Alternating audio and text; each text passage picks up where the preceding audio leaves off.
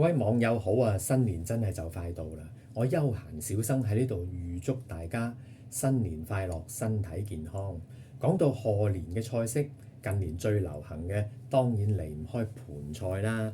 基本上盤菜呢，我就過時過節我都會做㗎啦，同屋企人開開心心食翻一餐啦。咁盤菜呢樣嘢呢，就可簡單可複雜嘅，你可以做一個金雕玉砌嘅盤菜，亦都可以做個沙呢龍重嘅盤菜。姑勿論你做個乜嘢嘅盤菜都好啦，能夠同屋企人開開心心食一餐飯，除咗屋企人可以試到你嘅手勢之外，仲有對家人嘅一份心意，呢樣嘢錢係買唔到㗎。如果大家中意我今日呢一個嘅視頻嘅話呢，記得俾個 like 我，同埋免費訂閱我休閒小生嘅頻道，多謝大家嘅支持。今日我打算同大家分享一個圍村風味嘅盤菜。大家都知道圍村嘅盤菜靈魂菜式就係個炆腩肉啦。我個盤菜會分為2日去做嘅。第一日我就會做咗個炆腩肉先，然後擠佢一晚更加好味。第2日我就會做埋其他嘅菜式嘅。咁大家可能覺得哇，有冇搞錯啊？分2日做咪好多功夫，好煩。你可以一日做晒嘅，但係你辛苦啲咯。咁而家我先嚟介紹咗啲材料先啦。咁材料我就有蓮藕、冬菇、腩肉、果皮少許啦。咁仲有係蠔豉呢個海參係海參咧，我就會選擇加拿大海參，因為我就貪佢咧就唔係太大隻，咁發起上嚟煮咗之後擺喺個盤菜面咧就威威黃黃咁啦，成隻起啦嚇。咁啊仲有啲料頭，有塊片糖。咁另外就呢一個嘅南乳係南乳啦。嗱，南乳呢樣嘢我想講講。你如果炆腩肉嘅時候咧，你千祈唔好落少。我試過㗎，話俾你聽。如果你嗰啲南乳落得少咧，炆出嚟咧唔夠味㗎。你起碼都要落1磚，咁連埋一啲嘅南乳汁啦，咁炆出嚟咧又香又濃又好味嘅。咁好，而家就等我開鑊開始煮呢一個嘅腩肉。嗱，而家第一件事咧係唔記得咗講，第一件事我哋要將嚿腩肉飛一飛水先，用凍水飛水，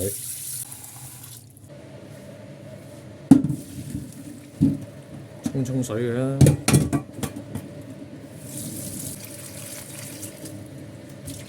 好，咁厚薄就大家中意啦，不過我自己覺得咧就唔好太薄啊，因為你食得上嚟咧有咬口啊。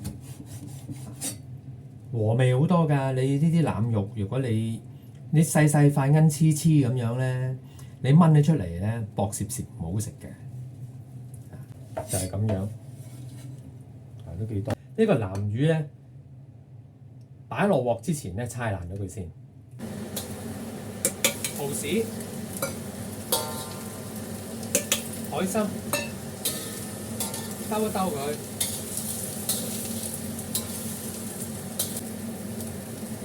落酒，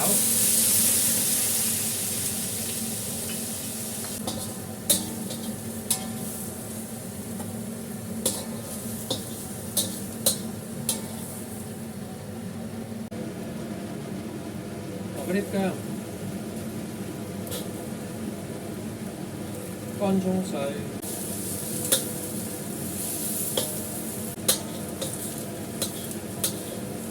腩肉。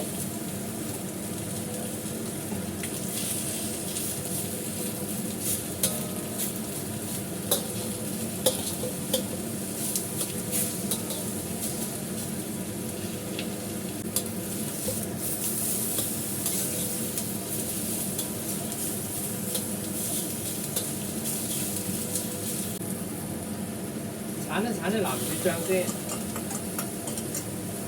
細火，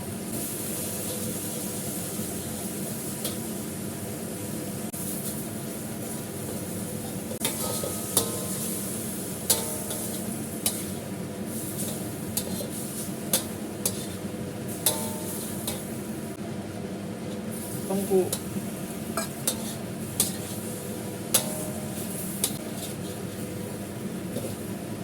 蓮藕、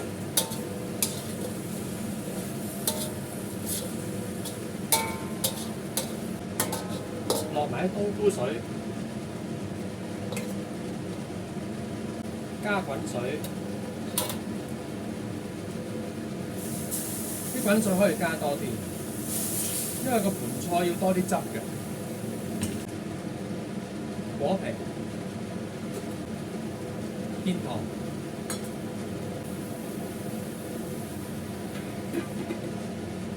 較細火，先燜佢30分鐘。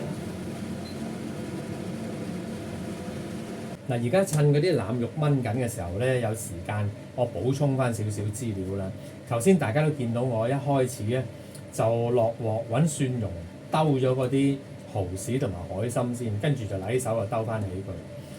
因為呢啲蠔豉同埋海參咧，我就唔會同啲腩肉齊火一齊燜嘅，因為啲腩肉你起碼都燜佢45分鐘㗎啦。若果啲蠔豉燜45分鐘咧，佢頂唔順嘅。到其時你啲蠔豉冇嘢食㗎啦，腍啤啤爛晒冇晒咬口，咁你就嘥咗啲原材料啦。海參咧都受火啲，但係都唔得咁耐㗎，所以我今次咧就喺嗰啲腩肉燜到半個鐘頭到啦，我先至會加呢啲嘢落去嘅。咁然後咧我就15分鐘到，我就會 check 下啲蠔豉，特別啲蠔豉啊，你要留心啲蠔豉啊，啲蠔豉頂唔到咁耐㗎。同埋可能有網友話：唔係喎，平時我啊燜佢5個字啊正晒㗎喎，半個鐘正晒。唔係㗎，你每一次買翻嚟咧，佢嗰批次都有機會受火程度唔同嘅，因為我試過嘅。若果你以前係咁做，你永遠一路攞住啲蠔豉都係咁做嘅話咧，就中招㗎啦。所以我覺得15分鐘 check 佢一次就最穩陣嘅。如果你發現啲蠔豉已經夠㗎咯喎，燜落去，如果再燜落去唔掂喎，咁你就要撈起佢先㗎啦。就係咁。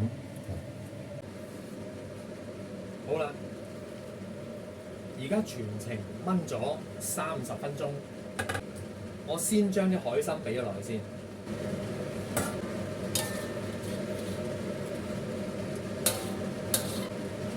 繼續燜，而家全程燜咗40分鐘啦，落埋啲蠔豉、蠔油、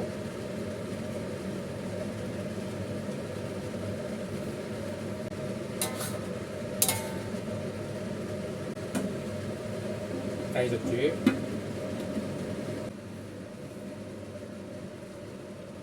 全程燜咗1個鐘頭，可以熄火。咁今日我呢一個嘅燜腩肉咧就搞掂咗啦。我就將嗰啲汁同埋啲腩肉我就分開咗劑，我就唔想浸住佢，因為浸住佢咧，我驚嗰啲蠔豉會腍啊。至於聽日會做啲乜咧，我聽日再同大家講解啦。咁希望大家中意我今日呢一個分享啦。咁聽日我再繼續盤菜嘅下集。好，聽日再見。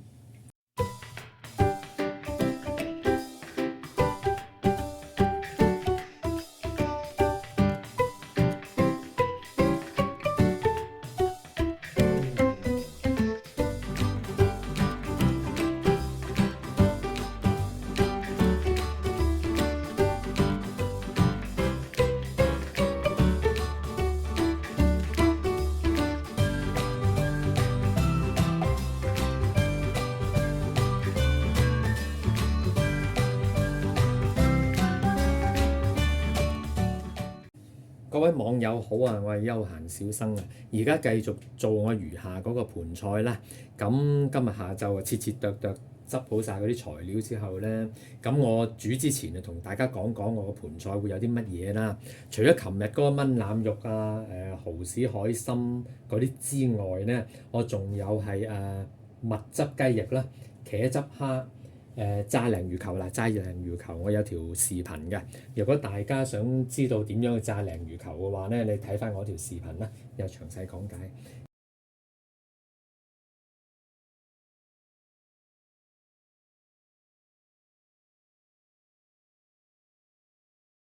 咁仲有魚肚啦，咁有罐鮑魚仔咁樣啦。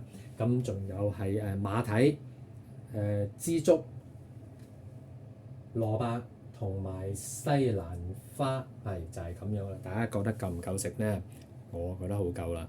咁好，而家我就開爐煮嘢。咁啊，一陣轉頭再見。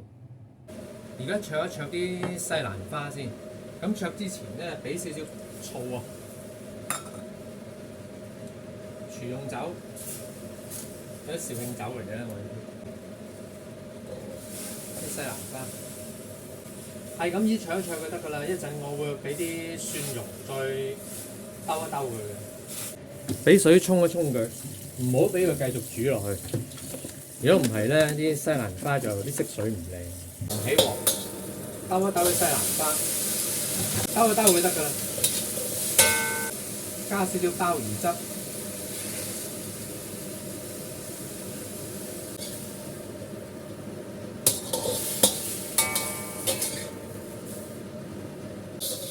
繼續兜下啲馬蹄，落少少雞湯落去，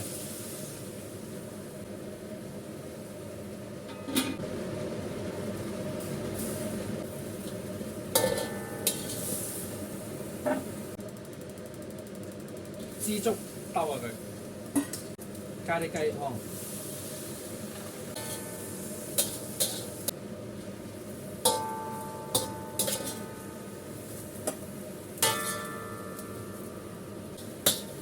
魚肚，散啲酒，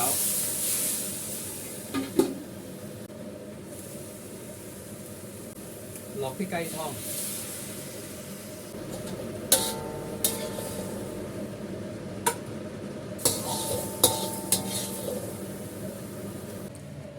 嗱啲魚肚咧，頭先咁樣兜一兜佢，灒酒，再用上湯餵佢咧，好正嘅，擺落盤菜嗰度。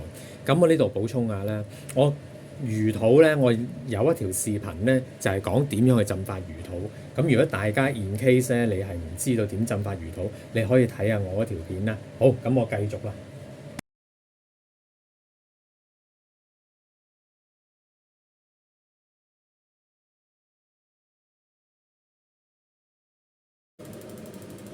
蘿蔔落湯，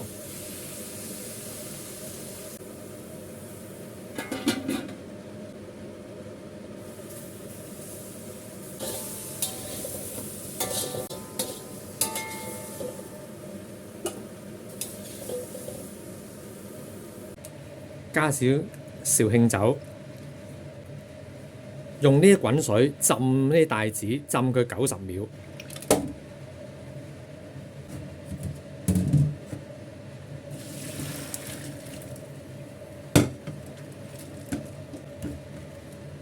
俾水沖佢，唔好俾佢繼續煮落去。好，落帶子，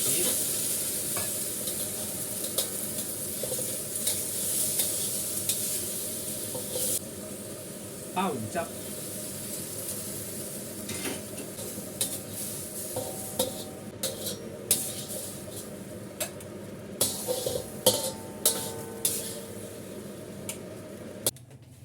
跟住做個茄汁蝦。咁個茄汁蝦我首先調咗個味先。我落個茄汁蝦個味咧就落3樣嘢啫。茄汁、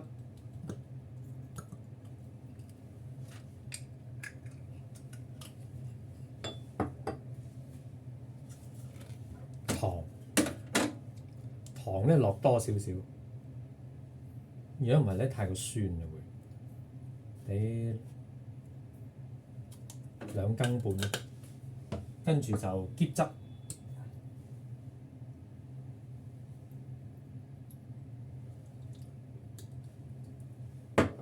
再加少少老抽，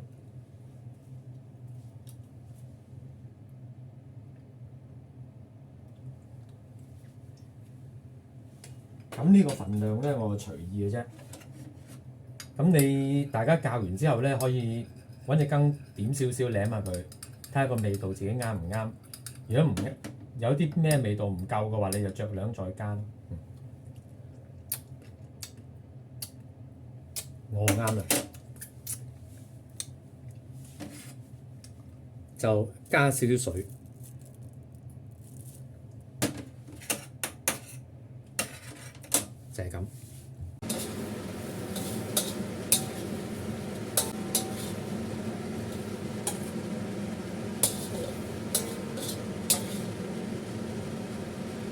住落嚟，我會整蜜汁雞翼。大家可能會問：喂，點解唔整半邊切雞、油雞落去啊？因為你屋企整咧，嗰啲份量咧，通常都會比較多嘅。咁切雞、油雞嗰啲，你係食嫩滑㗎嘛？如果你食得慢嘅話咧，嗰啲切雞、油雞就變咗老柴皮㗎啦。唔同你出邊街外買嗰啲嘅盤菜，嗰啲盤菜真係大家夾幾嚿就已經撈底，已經係食到嗰啲蘿蔔啊、腐竹啊咁樣㗎啦，想夾多嚿都冇㗎啦，咁就 OK 喎。咁你就可以擺切雞、油雞。如果自己屋企整咧，個份量超多嘅話咧，咁我就建議整一啲比較耐火啲嘅，譬如雞咁啊，梗係好食啦。但係如果雞翼嘅話咧，就算你興耐咗，佢都唔會變咗老柴皮啊嘛，就係咁樣。咁而家我就焗咗啲雞翼先。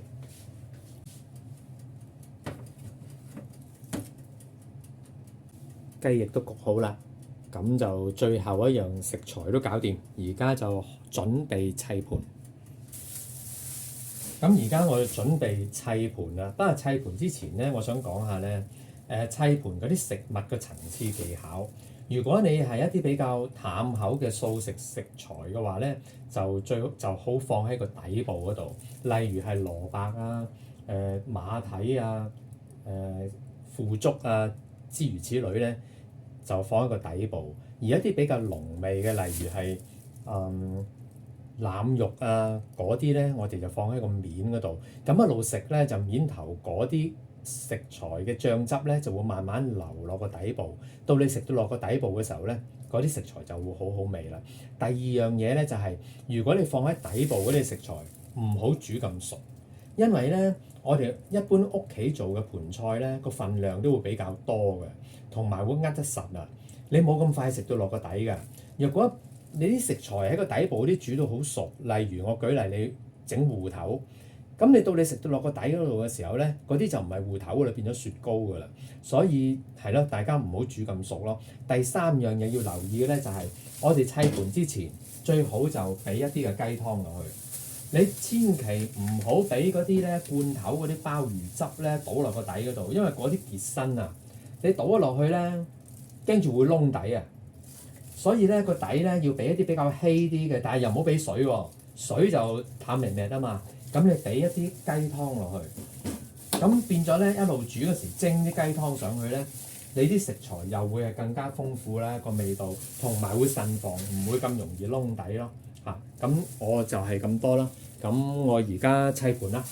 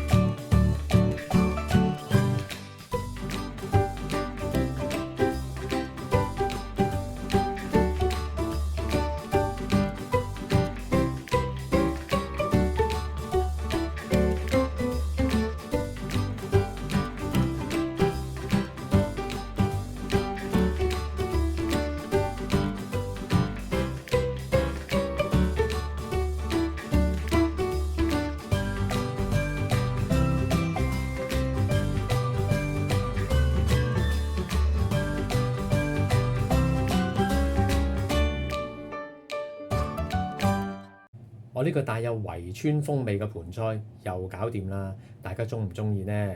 如果大家鍾意我今日呢個分享嘅話，記得俾個 like 我，同埋免費訂閱我休閒小生嘅頻道啊！